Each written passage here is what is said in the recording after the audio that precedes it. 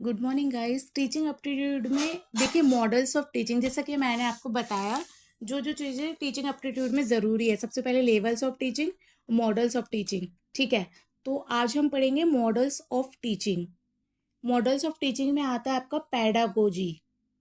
First है आपका pedagogy, second है आपका एंड्रागोजी, थर्ड है आपका ह्यूटागोजी। पैडागोजी क्या है?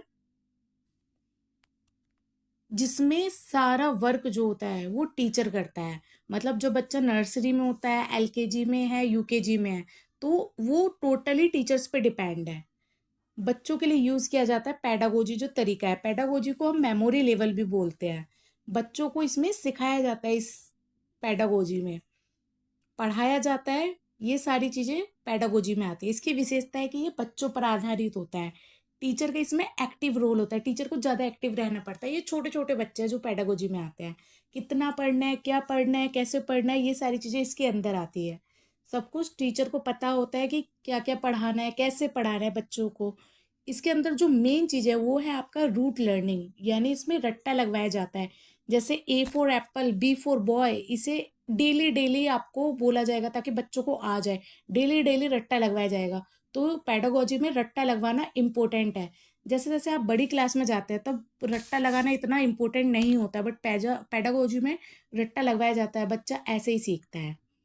तो रूट लर्निंग करवाई जाती है, इसमें रट्टा लगाना, फैक्ट इंफॉर्मेशन, सारा का सारा रोल टीचर का होता है। जब बच्चा पेडागोजी में होता है और ह्यूटागोजी में पहुंचने तक बच्चे में कॉग्निटिव क्षमता जो है वो बहुत ज़्यादा बढ़ जाती है। सेकंड है आपका एंड्रागोजी। ठीक है, एंड्रागोजी को हम बोलते हैं अंडरस्टैंडिंग लेवल। इसमें टीचर जो होता है गाइड बना होता है और बच्चा सारा काम करता है। ये टीचर स्टूडेंट सेंटर्ड होता है। बच्चे को पता होता है कैसे पढ़ना है, क्या पढ़ना है। बच्चा पढ़ रहा है, उसे कोई भी चीज़ नहीं समझ में आई है तो वो टीचर से पूछेगा एंड्रागोजी में। ठीक है, इसमें एक गोल होता है, गोल ओरिएंटेड है, एक्सपेरिमेंटल लर्निंग है और लर्नर सेंटर्ड है। ठीक है, इसमें स्टूडेंट की जिम्मेदारी होती है। ओके, नेक्स्ट है आपका ह्यूटागोजी। इसे हम रिफ्लेक्टिव लेवल भी बोलते हैं।